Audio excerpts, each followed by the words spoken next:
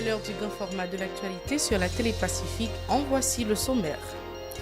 L'Église catholique haïtienne est en deuil suite au décès du père Joseph Simoli, vicaire dominical à la paroisse Sacré-Cœur de Turgeau jeudi. Attaqué et blessé par balle par des bandits armés, il a succombé à ses blessures. Environ 79% des personnes tuées dans la zone métropolitaine de Port-au-Prince en 2017 l'ont été par balle, informe la Commission épiscopale nationale justice et paix GILAP. 3,5% d'entre elles sont des policiers et près de 10% ont été victimes d'accidents de la circulation. La GILAP appelle les autorités à adopter des mesures visant notamment à réduire les accidents de la circulation et à combattre la violence armée.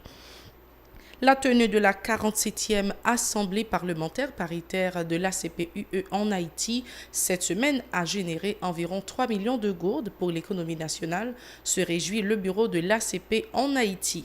Après les anciens chefs de gouvernement mercredi, ce sont les activistes politiques qui ont rencontré les parlementaires chargés de l'amendement de la Constitution jeudi en vue de formuler leurs propositions sur le projet. Restez branchés, le développement c'est tout de suite.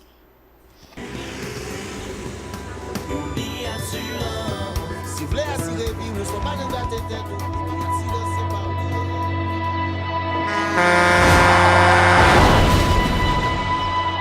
En général, moun pa reme pran assurance. Yo considéré que son l'argent rejeté.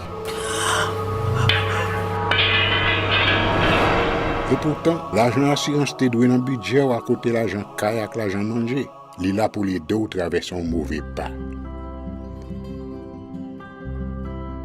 Gardez tout à côté. Ouah comment gros problème qu'on entre sur le monde sans attendre. Mandez Dieu pardon, ça qu'arrive au tout. Une assurance dit ou précaution pas capon. Les mal arrivés, les faux amis flair à saison a fait comme si on pas de jambe connaît. Une assurance après rétaver au pour le dire continuer vivre la vie quitter ce course là dans main nous. Une assurance. Vivez en toute assurance.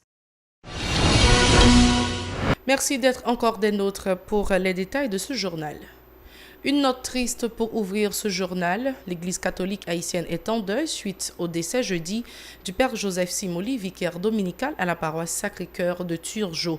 Attaqué et blessé par balle par des bandits armés alors qu'il quittait sa résidence à Frères, il a succombé à ses blessures dans un centre hospitalier de la commune de Pétionville. Père Joseph Simoli se passe de présentation dans le secteur catholique international en raison notamment des retraites qu'il animait à travers le monde.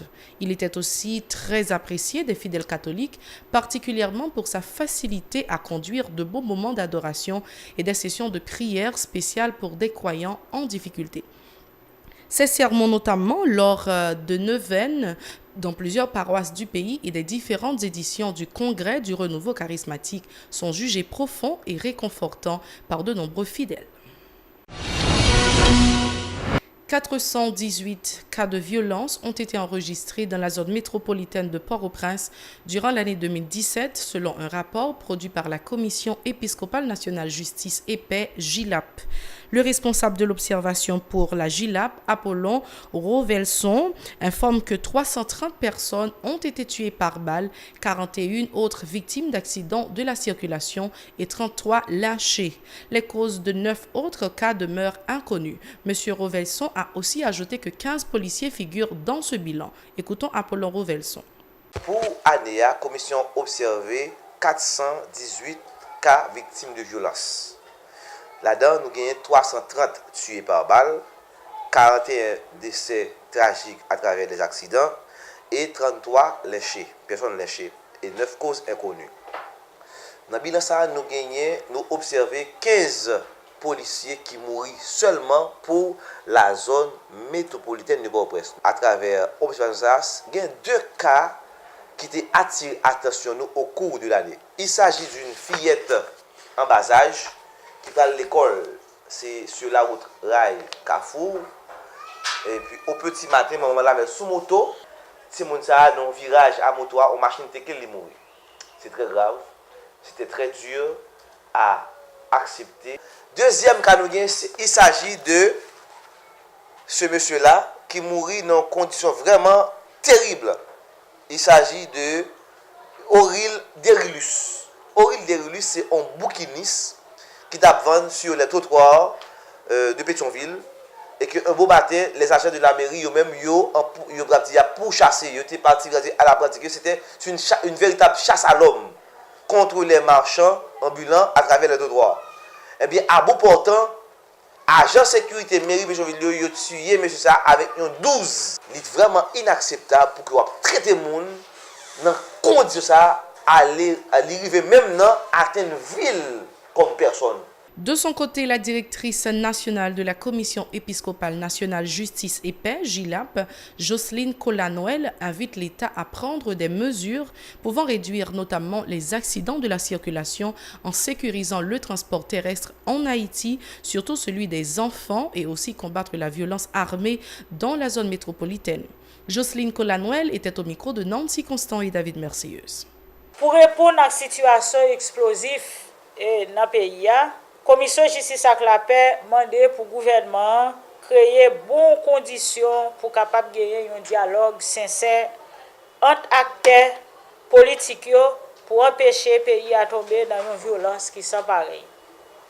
Nous disons acteurs politiques, mais c'est tout secteur de la société qui a besoin de partie prenante dans la qualité de dialogue. Nous demandons tout pour la société civile là, pour les plus déterminés pour aider à bâtir bonne route pour l'avenir de la société. Pour répondre à des actes de violence avec ZAM dans la zone métropolitaine, la Commission justice et la paix a demandé pour le gouvernement démontrer une volonté politique réelle pour désarmer les gens qui ont des armes, qui ne sont pas des armes, et puis prendre des décisions qui marchent avec ça. Commission justice et la paix demandé pour gagner une bonne sécurité dans le transport timounio, c'est pour le gouvernement, à travers le ministère du transport public, là, créer l'autre façon qui est bon, qui est correct, et puis facile pour timounio jouer un bon transport pour aller à l'école. Les parlementaires chargés de l'amendement de la Constitution se sont entretenus jeudi avec des activistes politiques en vue de recueillir leur point de vue sur ce dossier. Ces militants politiques disposent jusqu'à la mi-janvier 2018 pour formuler leurs propositions dans le cadre de ces travaux, a indiqué le député Jerry Tardieu qui fait office de président de la dite commission. Jerry Tardieu au micro d'Edlène Vernal et Francineus. Le secteur populaire, c'est un secteur extrêmement important pour nous rencontrer. Naturellement, réunion matin, c'était une réunion avec le secteur populaire. Nous remercions René Monplaisir, coordonnateur secteur populaire qui est présent avec nous, qui te prend le soin pour le préciser qu'au-delà de rencontre matin, il y a une autre organisation populaire que nous avons rencontrer tout. Parce que nous connaissons parlé du secteur populaire, d'organisation populaire, il y a dans tout le pays, il y a dans tout le département. Donc, il était extrêmement important nous-mêmes pour nous assurer nous que nous rencontrions avec le plus possible de groupes dans le secteur populaire, de telle sorte que dans la proposition d'amendement que nous allons faire, dans la recommandation d'amendement que nous allons faire, eh bien, nous tenons compte de position.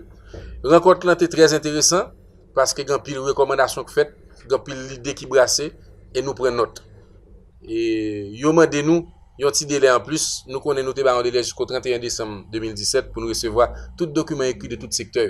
Bon, nous demandons un délai. Pour qui ça? Parce que y a une règle par eux, côté que comme y a des ramifications dans tout département nous accepter coordonnateur bon y a délai jusqu'à la 3e semaine du mois de janvier, de telle sorte que recommandation qu'a soutien dans le secteur populaire la marier avec toute revendication, toute l'autre organisation qui branchait avec nous et qui dans tous 10 départements.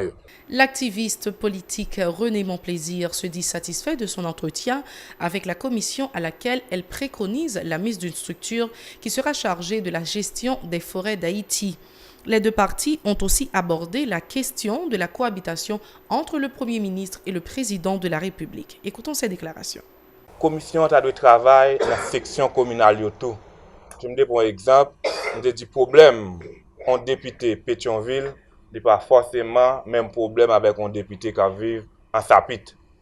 Là, nous parlons directement d'un conflit qui gagne dans cartel mairie, conflit qui gagne entre députés avec sénateurs, il faut que les conscients les pensent de ça.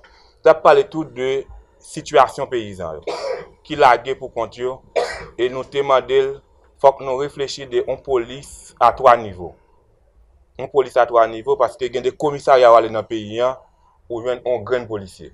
Alors que pour direction générale ou départementale, les connaît dans le commissariat ça gagné 15 ou 20 policiers ou 25 policiers qui gagnent, on relève des groupes de 3 ou de 4, mais on aller forcément renoncer à grenade. Donc c'est un problème pour nous poser et que pour mettre de balises.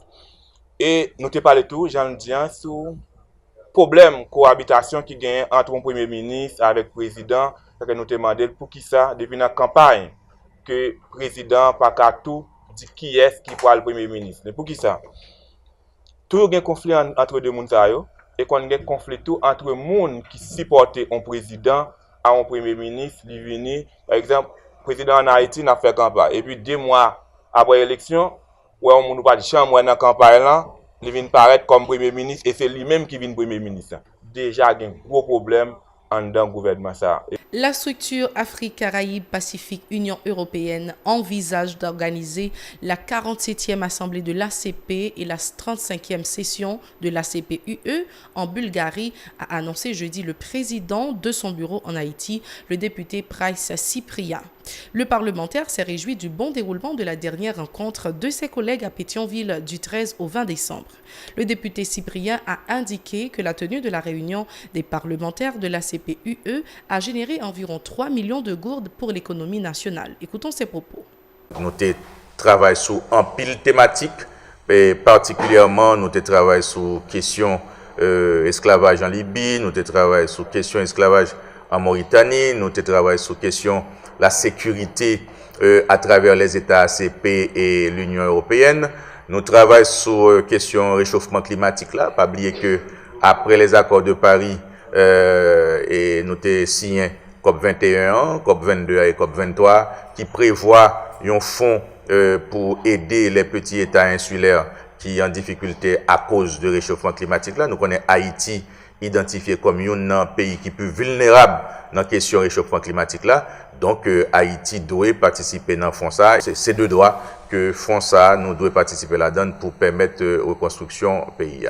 Donc nous te profiter de l'occasion en tout parce qu'il y a des questions qui intéressent vraiment l'État haïtien.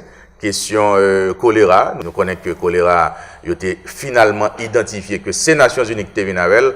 Donc Ban Ki-moon te promet pour lui indemniser toute victime choléra en Haïti, mais nous connaissons que jusqu'à présent indemnisation s'est arrêtée lettre morte, il n'a pas jamais arrivé atterri. Donc nous demandons parlementaires ACPO, parlementaires Union européenne pour aider nous atterrir avec indemnisation dans la question choléra. Sur le plan économique, d'après certains analystes économiques, nous sommes capables, dans cette période ça, du 13 au 20 décembre, rentrer environ 2,5 millions à 3 millions de dollars US. Moi, je pense que c'était des choses inattendues.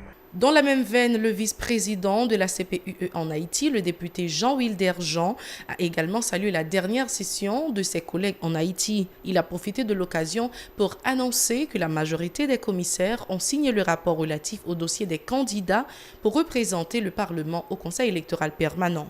Selon lui, ce sujet figurait au menu de la convocation à l'extraordinaire du président de la République, estimant que ses pairs ont fait œuvre qui vaille au cours de la dernière session législatif. Écoutons-le au micro d'Edlen Vernal et Francineus. Chambre députée, nous avons gagné commission d'abord électorale nous avons gagné pour le travail sur question conseil électoral permanent. Je pense que ça a été prioritaire. Et je dis à là, on dit que nous gagnons rapport là, on dit que majorité membres qui sont dans la commission ont signé. Et seulement, tu as une transmission, tu as pour fait pour déposer sur bureau président Sénat et président Chambre députée. Je pense que jeudi, et peut-être président commission, qui c'est alors c'est son commission qui gagne qui co-présidait, et je pense que sénateur Lambert est mieux placé pour au moins lui t'a dit dernier mot concernant et commission qui a penché ce conseil électoral permanent. Nous avons pris beaucoup de plaisir à vous informer. Merci d'avoir été des nôtres. Restez branchés à la Télé Pacifique. Au revoir.